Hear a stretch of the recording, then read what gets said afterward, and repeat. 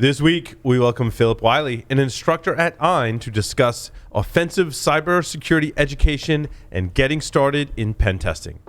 In the second segment, I will personally walk you through how to build a kick-ass PC for security research or general security work, or just a really kick-ass PC. Finally, in the security news, calling all people who know how to patch Microsoft Exchange servers. We need you, like now. Rockwell Automation PLC flaws and what you can't do about them. A book review I agree with, or two book reviews that I agree with. Be careful what you expose at home. Yet another Chrome 0 day. Jailbreak your iPhone. The cybersecurity consolidation. And taking back the term hacker. For real this time. All that and more on this episode of Paul's Security Weekly. This is Security Weekly. For security professionals, by security professionals. Broadcasting live from G-Unit Studios in Rhode Island, it's the show where exploits run wild, packets aren't the only things getting sniffed, and the cocktails flow steady. It's Paul's Security Weekly. Keeping up with security issues across thousands of web assets without the right approach to web application security is a daunting task. Get ahead with web vulnerability scanning automation from NetSparker, a leader in dynamic and interactive application security testing, known for its ease of use and accurate results. Detect a wide range of vulnerabilities in all legacy and modern web applications, address security bugs at scale by automating the confirmation process, automatically prioritize vulnerabilities, and assign actionable tickets to the right developers in their native workflows for rapid remediation. For more information on how to scale application security with ease, visit securityweekly.com/NetSparker. And welcome to the show. But first, let me introduce you to the Ultimate Infinity Security Edition of our host, Mr. Paul Asadorian. It's good to be here, Larry. Welcome to Paul's Security Weekly. It's episode number 685, recorded on March 4th, 2021, right here in G-Unit Studios in Rhode Island. To my left, the doctor is in the house, none other than Dr. Doug White. It is I. I is here. I'm the Ultimate Infinity edition of something. The Ultimate Infinity edition of Dr. Doug White. But you're limited to 5. That's right. He is the world's best doctor. That's right. Doug White. Yeah. In the world. No offense to any other Dr. Doug Whites. There are some. Yeah, I bet there are. And there used to be a Doug White club, and there's one that's a child molester. I thought you were going to say there were some, and I had them all killed. I have them in a warehouse in Parsippany, New Jersey. That's very Rick and Morty of you. The council of Doug. Because all I'm envisioning is Doug with a warehouse of like exact clones of himself, and he was literally referring to I've cloned myself, and there's other Dr. Doug Whites. Yeah, I just take them out on Sundays. On the lines remotely, Mr. Larry Pesce is here with us. Larry, welcome. Thank you. Hey, I'm sure you've all heard about that thing with the woman with Gorilla Glue in her hair. Yes. Yeah. So the other day, I ate 8 ounces of Gorilla Glue. Oh shit.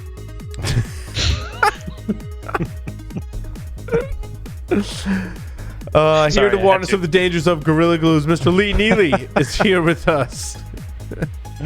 It's good to be here. I have an infinite list of the 5 ways not to use a Gorilla Glue. There you go. Live from Idaho. That coming up in the final segment. Mr. Jeff Mann is here with us. Jeff, welcome. I'm fixated on the fact that the Discord channel isn't live, but yet we can still type into it. Oh, I know. It's because Sam's on vacation. So some of the things that now we get to realialize all the things that Sam does. When Sam leaves, time point stops. Of failure. That's it. Yeah. Wait, I'll fix it. Thanks, Stand Larry. by. Thank you. Mr. Tyler Robinson is here with us. Tyler, welcome. I think this is only the pinnacle of the things we'll realize happen when Sam is gone. It's very true. It's very true. Somehow we'll get by. I mean, barely. Like, by the skin of our teeth, we'll get by. And then be very thankful when Sam gets back. Like, dodge a bullet there. Alrighty. Do you want to stay in the loop all things Security Weekly? Please visit securityweekly.com/subscribe. Subscribe on your favorite podcast catcher or our YouTube channel. Sign up for our mailing list. Join our Discord server. All at securityweekly.com/subscribe. There's an entire network of shows focused around security and hacking that you can find there. Phillip Wylie is an offensive cybersecurity instructor at, is it EIN or INE? Did I say EIN in the introduction? Because I meant to say INE because I'm assuming it's INE. Yes, it's INE. I knew that. So Phillip's from I&E. He's also the founder of the Pwn School Project. Phillip's uncommon journey into the field of cybersecurity is preceded by his colorful past as a pro wrestler, where he once wrestled a bear. Phillip, welcome to the show. Thanks, Paul. Great to be joining you all. Big fan of your show. Thank you very much. I'm still on the fact that you wrestled a bear. Like, Yep. is it like someone in a bear costume? Like, is it that kind? It was a real 750-pound bear. Wow. Who won? That poor bear. The bear did. Mm-hmm. Was it like in The Revenant or something? Was it close, or what? Did he barely win, or what? Is there a lot of drama, or was it just like, and it was over? Yeah, I wasn't able to do much with him, which I'm kind of probably lucky I didn't take the bear down, because no one had pinned the bear or taken him down at that point. So who knows what would have happened if anyone ever did take him down, because he could revert to those animal instincts and mess you up. Just begs so many questions. Yeah, we'll have to defer. So I how was did you get your start in pro wrestling? You got Doug. I mean, security. Like, yeah, that's a good point, Jeff. Let's go there, Phillip. How'd you get your start in information security? Yeah, I got started in information security. I started out as a sysadmin back in '97, and then got interested in security around 2000 or so, and then moved into network security in 2004. Spent about a year and a half doing network security, and then the company I worked for hired a CISO, and he divided us up into different groups. Originally, everyone was doing the same thing: firewalls, IDS, risk assessments, vulnerability scans, and I got put on the AppSec team. And that's where I found out about pen testing. So in 2012, I got laid off from my job at this mortgage company, and then went to work consulting as a penetration tester. Fantastic. And Phil, what is your role today at I&E, now that I know how to say it correctly? Yes, I am an offensive cybersecurity instructor there. So I'll be creating content and doing live boot camps for I&E for their offensive security content. I've not heard of I&E. What is I&E? Actually, why you probably hadn't heard of them is I&E originally got their start with Cisco training. Mm-hmm. They were a big CCIE training company. They did a lot of boot camps back in the day on Cisco related stuff. And then in 2019, they bought eLearn Security and then our motor for data science. So eLearn Security is how they kind of got in. They did have some cybersecurity content, but to really get more solid into the cybersecurity area, they acquired eLearn Security. Gotcha. And you've got some content on or initiatives on getting started in the field. Tell us about that. Yes. Yeah.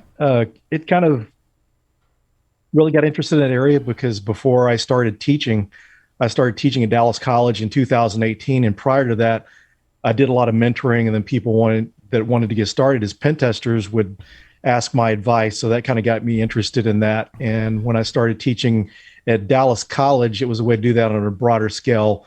I did a talk on my first day of class each semester about becoming a pen tester, which ended up turning into a conference talk called the Pentester Blueprint, which eventually became a book. Where do you recommend people get started if they want to be a pen tester?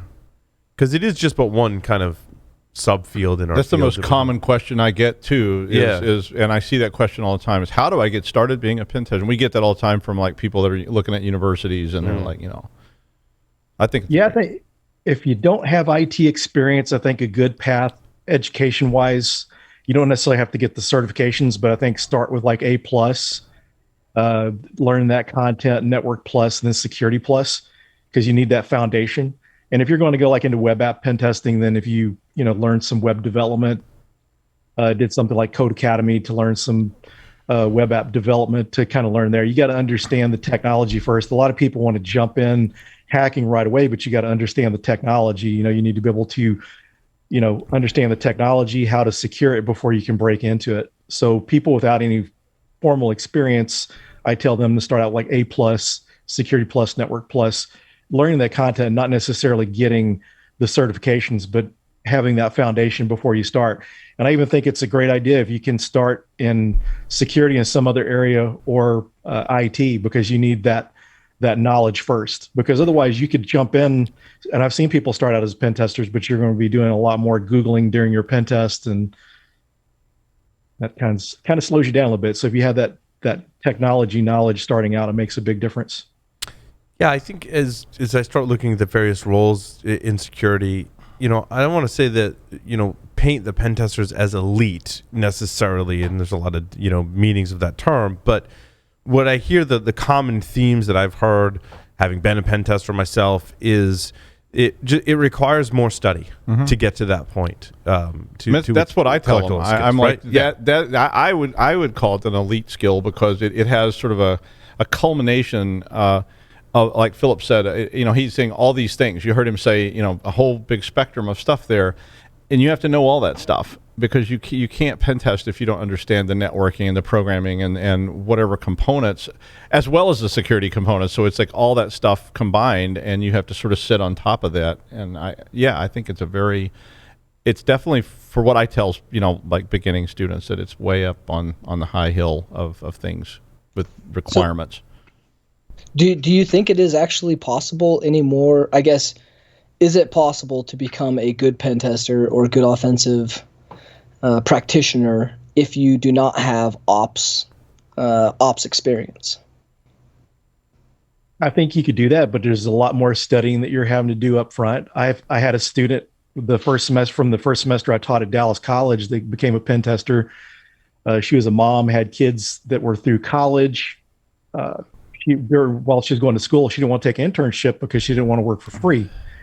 And so she just kept taking classes and studying, and then got a job. So you may not have to have the actual experience, but you're going to at least have to learn, get the hands-on experience in a lab or something, at least the equivalent knowledge to what you would have doing ops or IT or something along those lines. Yeah, I still think from the standpoint of those listening, you do have that ability. It would make a lot of sense to become at least a good senior pen tester and to have that breadth of knowledge and experience around products, different environments, how networks are laid out, because theory is one thing, academia is another thing, and then what you see, the more experience you have with different technologies, different pieces of equipment, different configurations, how different verticals and industries actually operate and are configured, how that plays a role with inside of the business. All of those, if you don't have that experience and don't have that visibility, even with the best studying, you are still going to be behind the curve. And I think you're going to have to take a junior pen test role for quite a while in order to gain some of that experience and time. So there are multiple paths to get there. It is probably beneficial for those listening to consider that and then think about what you might gain from having to see something like help desk time, sysadmin time, network admin time. Those things are critical, and I think those would help from a visibility standpoint long term.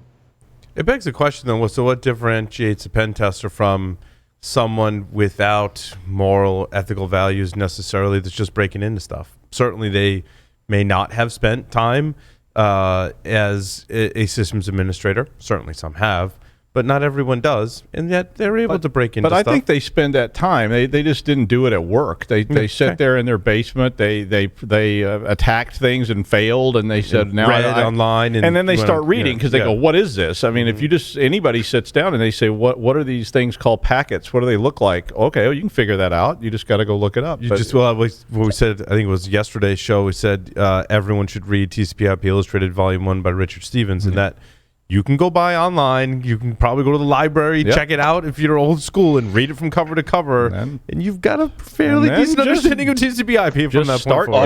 Audiobook? Or do you need to see the picture? That would translate to audiobook, Jeff. Yeah, I don't listen. I can't do technical. Most technical books aren't available in audio for that reason. That you got to read. That tenacious and curiosity, though, that it really speaks to the mindset that you've talked about a lot, Paul. The ability to go and have that continual learning and hacking at its raw core, which is self-improvement, always having to understand, always being curious, always wanting to improve and know more about everything. Why can I get past this lock?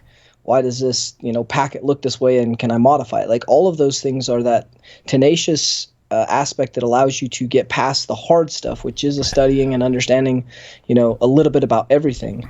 but then having that curious nature to think that evil bit side of, well, now can I do something that should not do, or how can I make this do something I want it to do? I also think too that criminals can be, I don't want to say one trick pony, that's not necessary, but they can have a very narrow focus and scope. Whereas, Phillip, I'll direct this one towards you. Pen tester needs to be able to holistically test the network, the systems, and the people. Whereas a cyber criminal may be just part of I just get initial access and I've got my small bag of tricks that are Windows and I've maybe even developed some exploits, but that's my thing. Is that a difference in your mind, Phillip, between pen testers and perhaps cyber criminals? Yeah, I agree. And cyber criminals are going to rely more on social engineering, sending malware. Sometimes getting the initial foothold's hard if you don't use social engineering. Yeah. I think it is part. Yeah, I think. I think people that are like, and not all of them certainly, but I think people that don't go through some kind of like career type of thing, that are just say a hacker, that are a high school kid or whatever, they tend to be very limited in what they know. At first. Well, yeah, I mean, they can. There's no reason they can't learn more, but they tend to focus in on certain very, specific things and say, "Oh, I only go after servers running Windows NT because I know that." And if I see something different, I'm out. I move on because they have a different objective. There's still a lot of Windows NT floating around out there today. Yeah, I'm on the internet. That's all I run. My whole house. That's where a good pen tester and a really good senior pen tester kind of differentiates as you're going through this, is the ability to overcome all of those. Maybe the client is mature. Maybe you've tested them multiple times. They've got 5 different EDRs. They've got a mature 2FA and external boundary that's all been configured and tested before. But you always find a way in, whether that's through a printer, something that's been exposed, some off the shelf in-house development that you've poked a hole at. Tyler, is that what it takes to slow you down? Is 5 EDRs? Is that the magic number? Is it 5?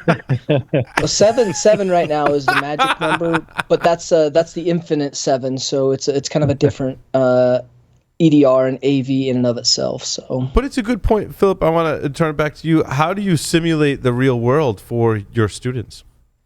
Yeah, one of the things I do, and one of the things I like to try to separate, the way we do things the way I do things at Dallas College, is a lot of times in the academic world, it's reading and doing some, some quizzes and different things that are not really hands-on. But one of the things I require my students to do is a pen test.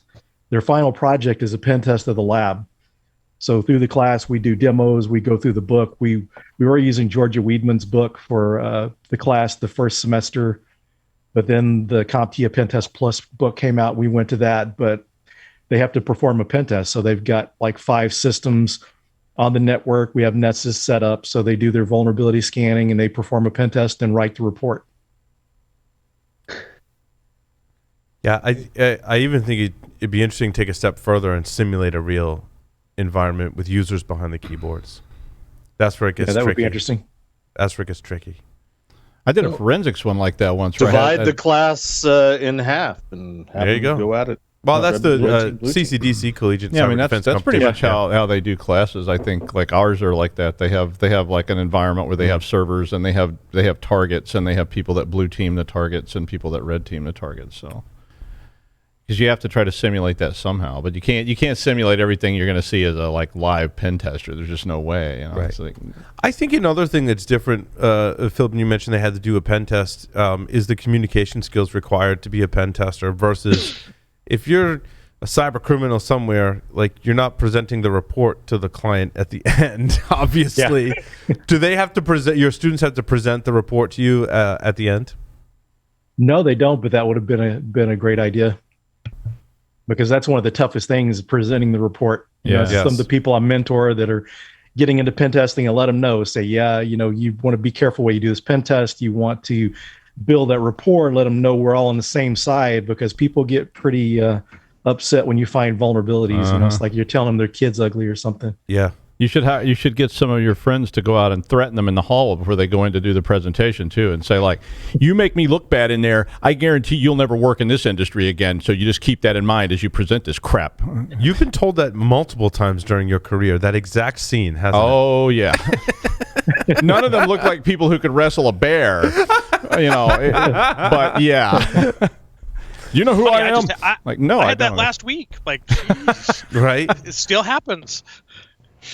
Yeah, I think making sure that that's another key thing that the Phillip was hitting on is outside of the technical aspects. Like, people think they just need technical skills, and a lot of that is honed to the technical side. But a good portion of what we do is actually understanding business, being able to communicate and talk with the proper verbiage and at the level of whatever executive or asset owners that we're speaking to. So public speaking, business classes to understand different business verticals and how business actually works. And business, if you're doing your own, 1099 or starting your own thing, and then really having that written and good communication and oral skills. The written skills, like technical writing, isn't completely different from anything you've ever written. If you've written a blog, different from that. If you've written academia papers, completely different from that. So really understanding how to write proper business and technical aspects in a manner that conveys and speaks to your audience in the appropriate way and articulates exactly the point you're trying to get across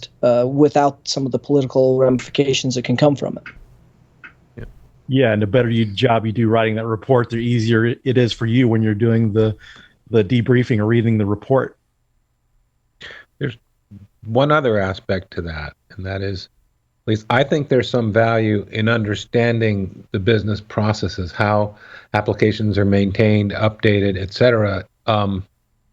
I got a different view from being just a plain sysadmin to suddenly, when I was interacting with the folks that are involved with the ERP or the regression testing, I had a completely different understanding of what's behind it. And to write a recommendation to just patch all the things suddenly becomes really naive once you have the background. Wait, regression testing isn't just pushing it out to production and letting the users report the bugs? Well, it depends on your risk profile. Yes, users are for bug detection. Absolutely. That's right. I thought that was like the QA test, right? You're not jaded from your time at Tenable, are you, Paul? No, I'm talking about my time when I was writing software that we lovingly call PVWorks. Yes. Oh, that. Yes. He's jaded from that. Yeah. I'm not jaded from it. I'm just, to Lee's point.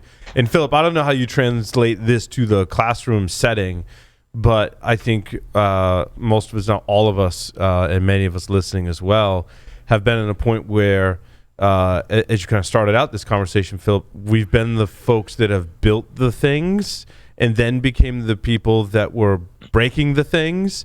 And when you've basically, I mean, it's empathy, right? You've walked a mile in that person's shoes. You have an appreciation that when you break it and you make that recommendation of, yeah, so you need to patch all of your Exchange servers, you can say that with some empathy behind it, because you know how, even if you weren't the person, I worked next to the person that was responsible for doing that, and man, it was hard, right? So do you go over that with your students, that, having those experiences and empathy is kind of part of it?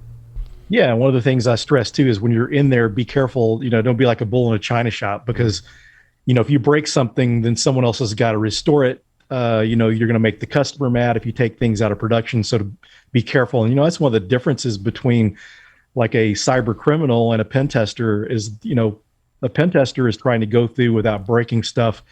Cyber criminal don't want to get caught, but if they break something, it's not a big deal. But if you're a pen tester, it might get them caught, though. That's it could get they them have caught. a different motivation. Yeah.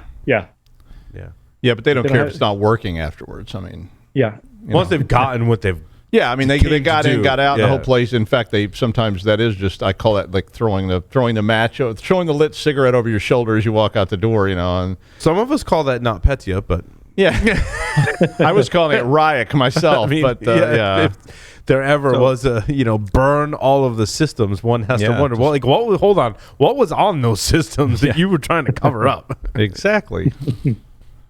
Plus, it redirects. So, we digress. Another thing I'm wondering about was, we talk a lot about applying patches or security configurations. Do you teach your students about mitigating vulnerabilities? An obvious one being, you have a vulnerable web server, maybe you put a WAF in front of the application instead of just trying to fix it. But, I or is like that to too discuss far down the road for them? Yeah, I kind of discuss mitigating controls and also tell them whenever you're writing the report to understand the remediation Because, you could take what you get from the vulnerability scanners, but try to go in a little more detail about how to remediate, because sometimes it's not just a patch. It's, like you said, putting a WAF in, some sort of mitigating control, and then kind of teaching them that, the risks, if it's something that's exploitable, then it's at a higher risk for remediation, because, a lot of times companies don't always want to spend the money or time and effort to fix things, but if it can be exploited and possibly breached, then there's a little more motivation there. I think it's a sound approach to start with the vuln scanner leading into the pen test when they're learning penetration testing. I think it's probably prudent, if you agree, Phillip, to say maybe when they get in the real world that as you evolve your skill set, that you can probably progress beyond that point, that the vuln scanner is typically run by the companies and you come in as the pen tester, right? Yes. And one of the things I like to show in class is I'll run in the same lecture, I'll run Nessus against some systems, and then I'll go in and run Nmap, doing it manually to show them you're getting the same things, and just kind of letting them see, okay, the vulnerability scanners are going to find the low-hanging fruit, pick up things kind of quickly, because if you got a really big pen test, it's hard to test everything manually, but then show them if there's a need for manual tools, because, there's times that you'll find stuff with even something as simple as Nikto for web app vulnerabilities that Nessus or Burp Suite might miss, or some other vulnerability scanner. And so the importance of using different tools and manual techniques and not depending on just one tool. It's a great point as we bring stuff in a lab on a project I can't really talk all that much about. But when you notice discrepancies during the test from different tools, like, yeah, I gotta go back and validate that. Like, I've really just gotta review what the tools are telling me and then validate it. And that's something they used to ask. Not always running more tools. They used to ask run all the tools. They used to ask that in forensics a lot. Did you validate this tool? Yes. Before you started, they used to ask that. Did you verify? I mean, I know it's a commercial tool. Did you verify that it does what you're saying it does? Right.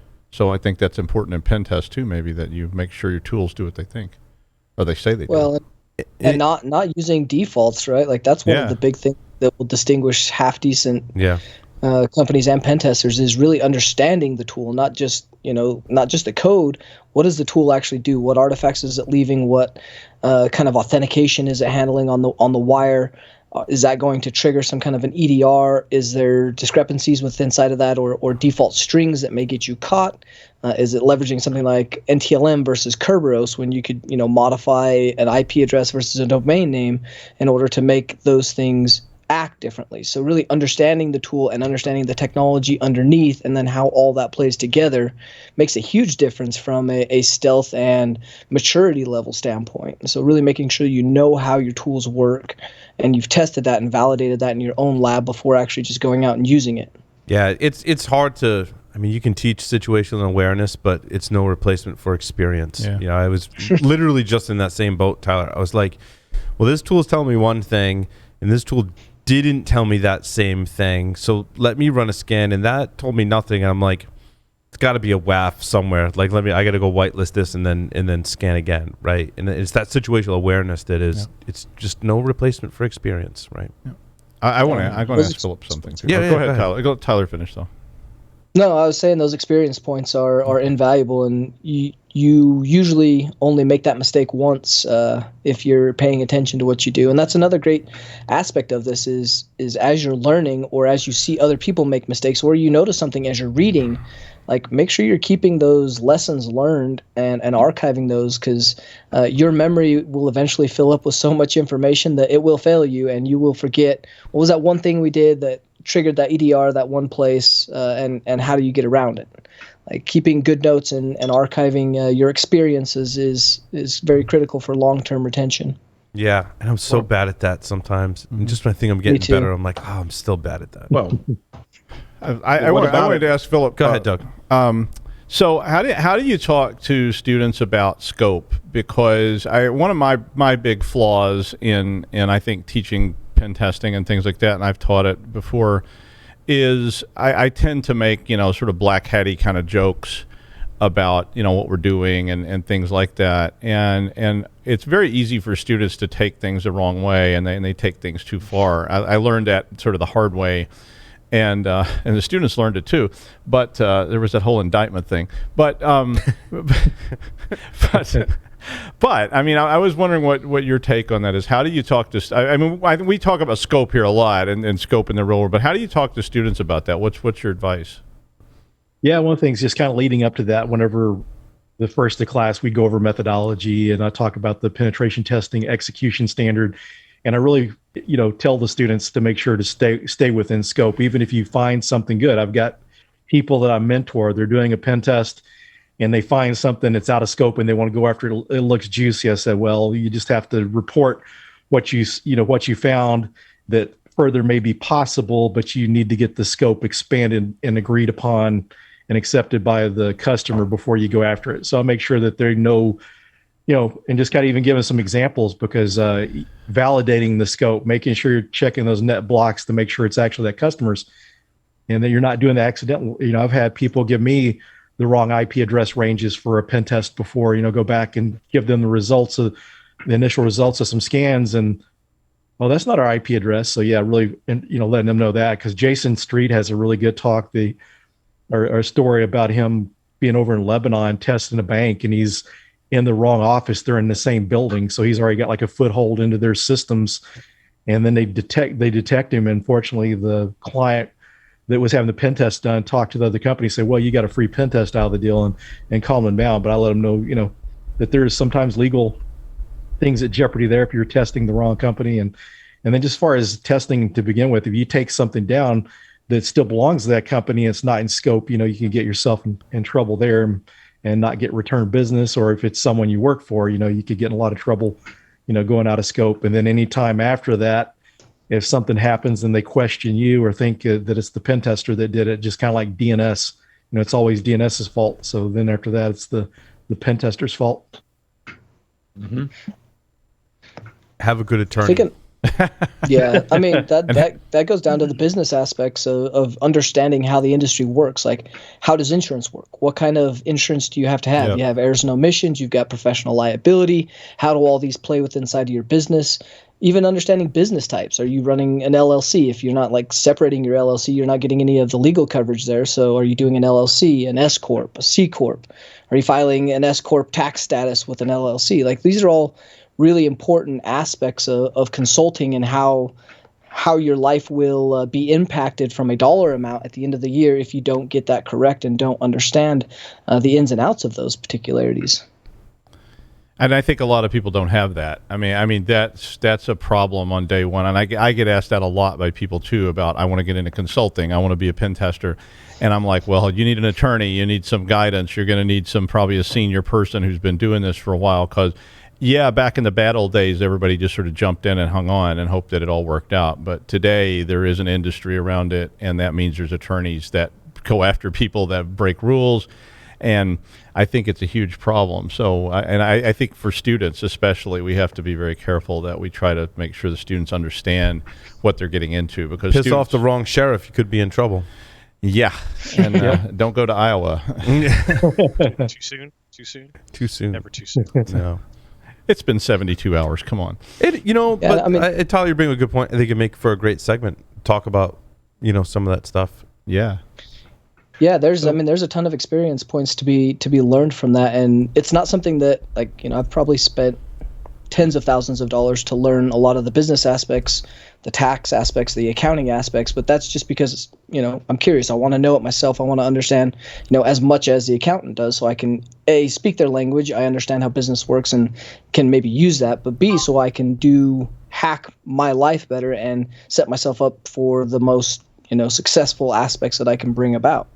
And that goes for anybody in any aspect of this. Like, you really have to understand all of the things from top down to do this well. And that includes the remediation. Like, one of the big pieces that comes from experience that is really hard to teach is, how do you offer good remediation? You can't just say, well, you should patch that system. Well, that doesn't exactly work. There is things inside the business or, business units that they can't patch that system. So now what are your recommendations? So really building out a fundamental understanding of how the industry does things for best practices, how the follow-up, I'm sorry, Tyler, the follow-up is to put your recommendation to patch in all capital letters. I mean, you can do that if it is actually warranted, but I haven't seen a recommendation that's warranted for that, except for patch your damn exchange right now. That's probably warranted, all in caps. Yep. Philip, making but sure first that you have to remediation is scan to find it. Philip, largely, I mean, some of the things we're defining here are, some would call them barriers, challenges. What do you find in your students that they communicate to you are some of their greatest challenges in becoming a security professional and specifically becoming a penetration tester? And by knowing that, maybe that's something we can talk about and help them with.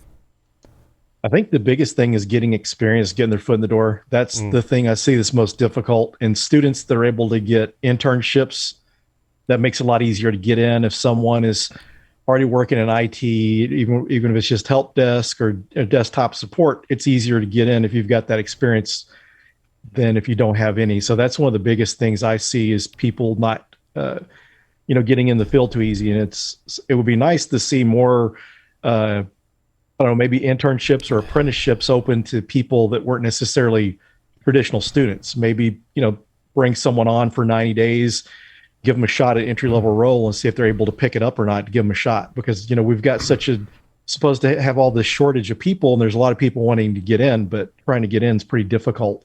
So I'd like to see more opportunities like either apprenticeships or people being a little more lenient, letting people in. Because someone can come in 90 days, you're going to see if they're going to pick things up or not, whether they can learn it or not. And then if not, at the end of the 90 days, it's contract. You don't have to continue their employment. And then they're going away with 90 days worth of experience they wouldn't otherwise had.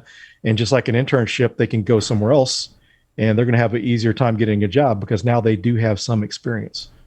I think it's a good call to action. And I think setting the expectation that you're not going to start out as a full-blown pen tester going on site with a customer, that you're going to be starting in a more junior role. But Philip, I think you're right, having that 90 days worth of experience. The upside is after 90 days, if they're showing good promise, you don't hire them. Stay on for a couple, stay on for a while, or stay on as a part-time. Pen testing to me, one of the most limited areas of internships.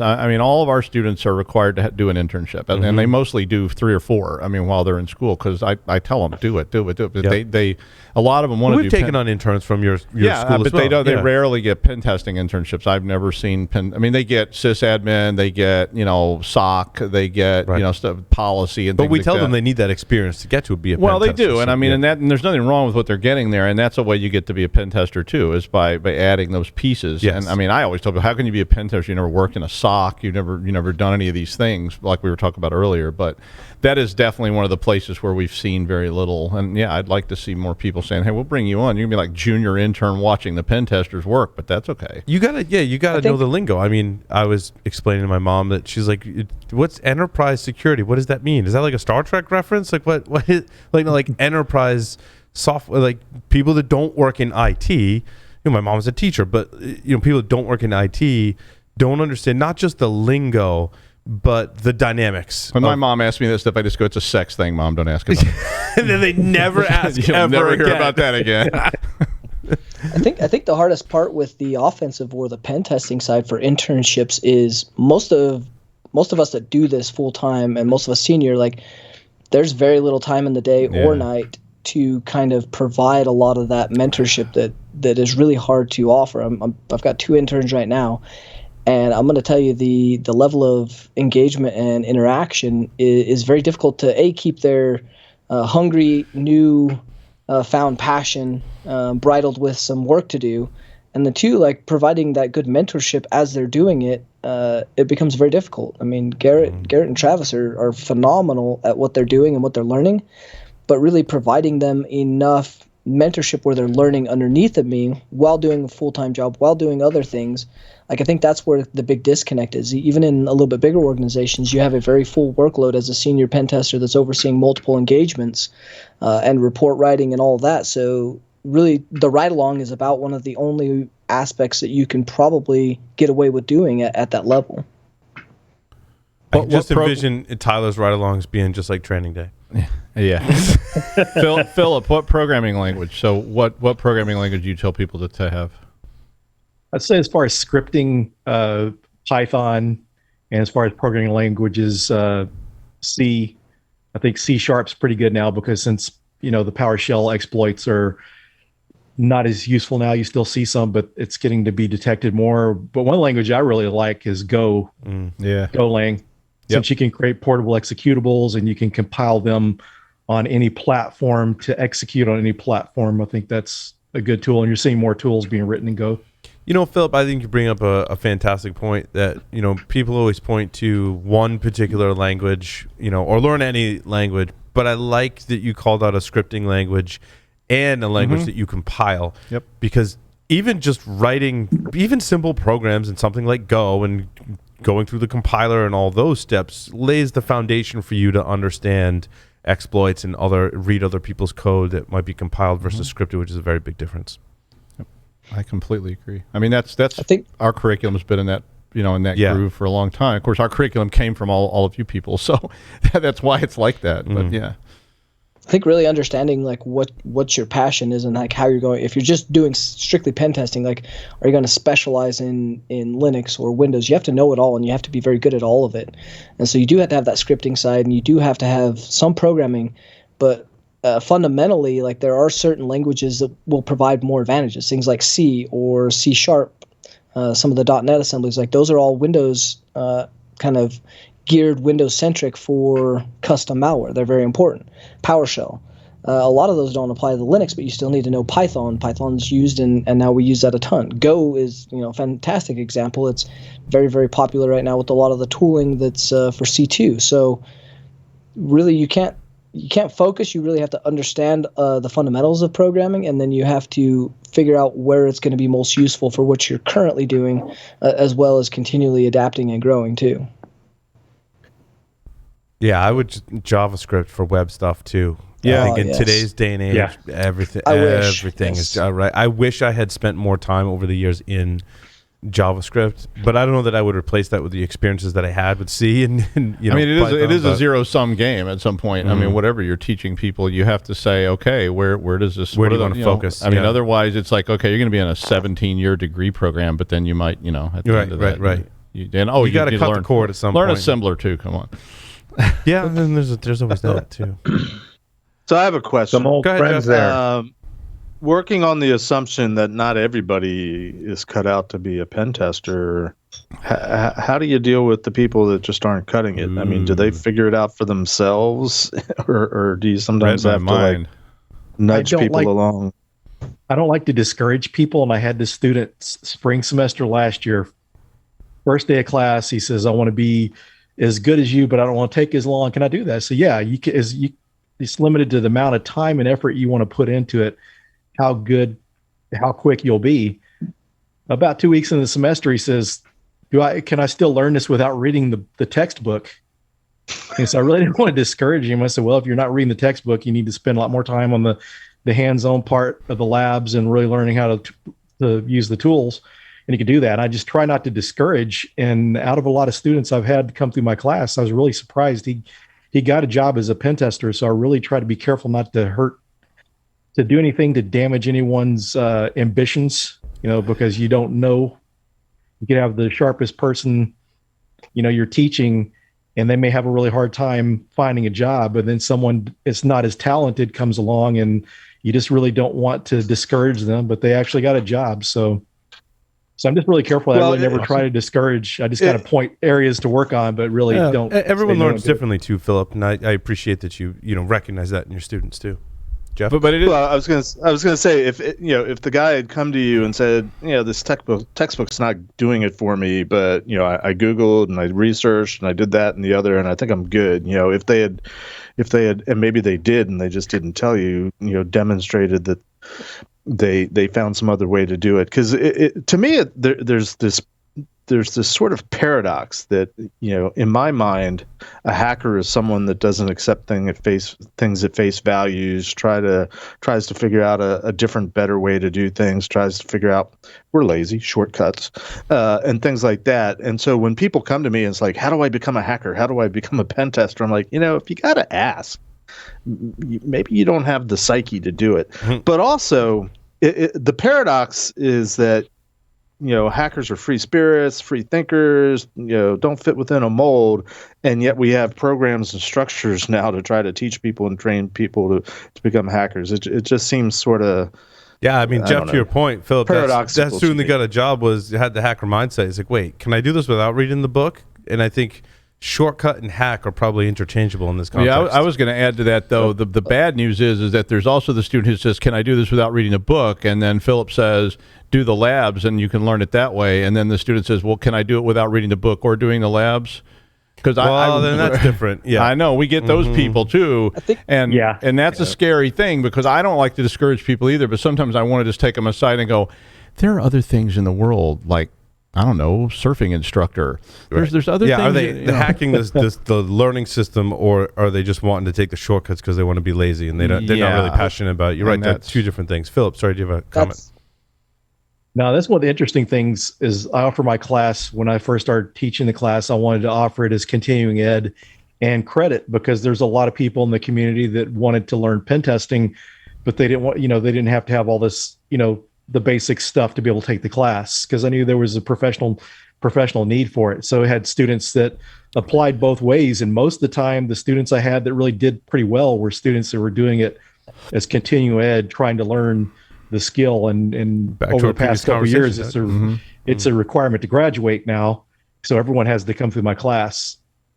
So that's kind of the difference. There are some credit students that come through that do real well, but then a lot of times it's the continuing ed students that are really passionate about learning it.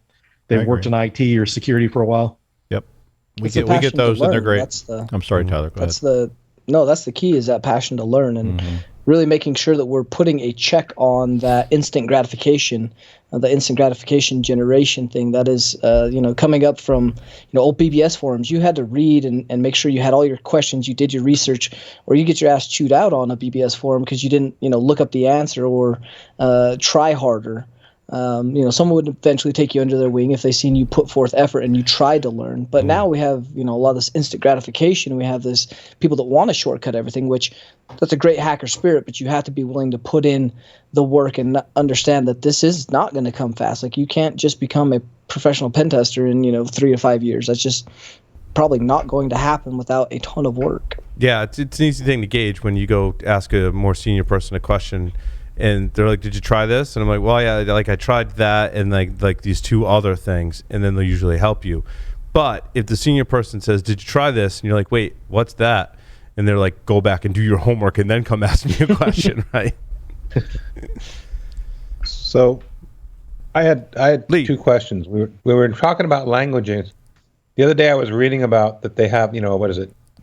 .NET Core 6 or whatever, the PowerShell for non-Windows, Linux and Mac. And I was wondering, is that really a thing? Is that useful? Or really should we focus on living off the land, like look for Python when we're on a Linux system or something like that? And my other question was, go ahead.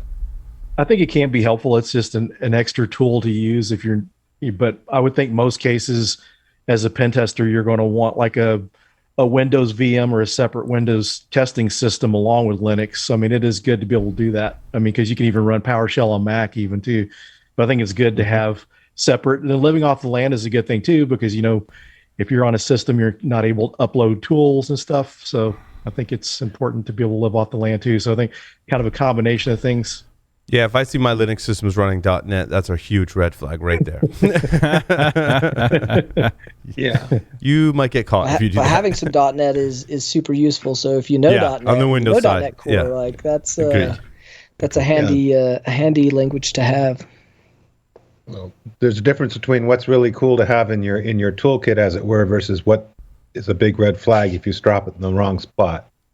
Which comes back sort of to my other question. I'm thinking as the students are learning and stuff, we talked about the huge volume of knowledge we've accumulated over years. What are we doing teaching students to retain it so it doesn't go in one ear and out the other or something like that? Or is there how do you help them not forget? Keeping notes. I tell I'm a big fan of Keep Note. Joplin's a good tool. People like OneNote. Keep the notes in there. You're not going to remember everything. There's some things that you repeat over and over again that you're going to remember. But one of the things I did when I first started out pen testing is I, at the time, was using Keep Note, and I would put, when you're when you find vulnerabilities, you have to go through and validate that it's a vulnerability. And so every time I would find a new way to validate a vulnerability, I would put that in my notes so that way I could find it, because you're not always going to run across that particular vulnerability all the time, but you're going to down the road. So you have to rely at some point on some good note taking. But I'm hoping this is passé. The old school iPad. Darn it. Oh yeah, we call those remarkable tablets now. That's for your passwords, isn't it? Yes. Well, no, that's yellow stickies are for that. The pink stickies are for your SSH keys backup. Gotta have a system. That's it. Any more questions for Phillip? I was just curious. I haven't heard anything about your book mentioned. I know you have a book dropping. Yeah, it came out last November, and like I mentioned before, this book came out of a conference talk, which used to be my lecture at Dallas College. Some of the other instructors that were teaching cybersecurity would ask me to come in and give a talk for their students, and then that was like January 2018 when I first gave that lecture. By November 2018, it had turned into a conference talk, and I gave it at B-Sides DFW here in the Dallas area. And then, I gave the talk several times throughout 2019 and 2020. And I'd kind of thought, actually, because I got the book deal back in 2019, but I thought, this would be a really good subject for a book, because, there's a lot of books out there that tell you different techniques on pen testing, and they're really great books. But, if someone's trying to get into this, they don't know that you need to know the networking, the operating systems, all the prerequisite knowledge they don't know about. And that's what we discuss in our book. And Kim Crawley is my co-author. I was working on a book, and I'm really straight to the point. I don't write a lot of fluff. So I was having a hard time coming up with extra materials to fill the book. And I knew Kim from the cybersecurity community on Twitter. And so I'd asked her if she'd be interested in writing the book. And she had some really good ideas. She interviewed people on, their experience, how they build labs, and then had the idea of taking different jobs and how it could relate to pen testing. If you're working as a barista or you're working in different areas, how those skills could help you as a pen tester. So the book's done really well. And it's really happy because, teaching was a way to share this on a broader scale. And now a book's even a way to share it on a broader scale with people that I don't even know. You run into people speaking at conferences, but for those people that aren't connected to you on social media or through the conferences, it's a way for them to get this information. And Phillip, you also have Pwn School. Tell us about that. Yeah, Pwn School kind of came out of teaching. My students, the first semester I was teaching, we were only offering the ethical hacking class at Dallas College. And my students were saying, what do I do next? And so I thought about getting together with them on the weekends and teaching, have an unofficial class and just kind of teaching them. And then the summer classes rolled around. There were registration for that. A couple of people that I knew from Dallas Hackers Association were trying to get in the class, and they couldn't get registered in time because you had to do a transfer from their other college into Dallas College. So they weren't able to get into class. I was really disappointed that they didn't get in my class. So I started the Pwn School Project. And at first it was mainly offensive security focused, but then I saw there's such a need for all cybersecurity skills that people need to learn. So we offer talks on all sorts of things now. So we host 2 meetings a month. Originally they were physical, and actually in February 2019, since I started streaming my class, I started streaming our Dallas meetups. And so when the pandemic hit, we went virtual. And so we've been virtual since then. So we have 2 meetings a month. We've had people do talks on how to become a SOC analyst, building home labs, doing web app pen testing, doing digital forensics, all sorts of things. So it's kind of a way to offer that to people outside of the community and be able to stream that. And we put the videos up on YouTube. We've had, I don't know if any of you are familiar with TinkerSec from InfoSec Twitter. He's got some really good talks, and he did actually he's come to my class before and give talks on a pen test he did. It was very educational. So he's presented at Pwn School. And so now, since it's completely virtual, we have people from all over virtually giving talks, and we put the recordings up on YouTube for people to be able to view later. Sweet. Any surprises in there? Like, I never thought this guy would come talk about this. Not really. Now, one of the interesting things about it is I was intending on making this kind of like a class when it started out, but I had so many people from the community volunteering to come and give talks that I rarely have to speak myself. That's really cool. Awesome. Phillip, are you ready to play 5 questions with Security Weekly? Modified version of 5 questions. Sure. Phillip, 3 words to describe yourself.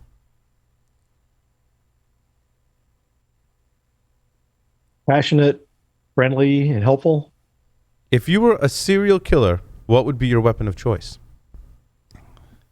Captain Crunch. If you wrote a book about yourself, what would the title be? Wrestling with my life. What is your favorite hacker movie and why?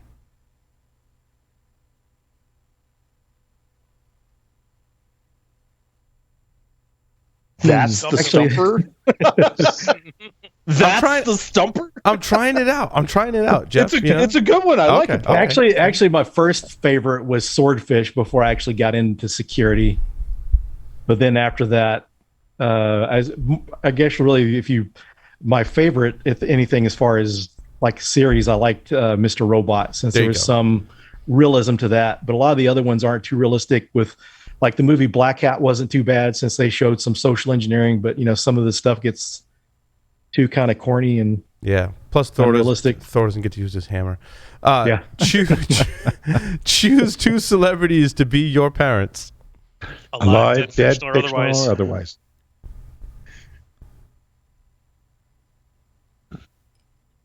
Let's see. That's kind of tough.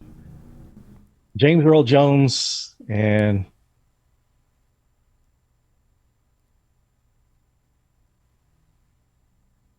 the mom thing's kind of difficult.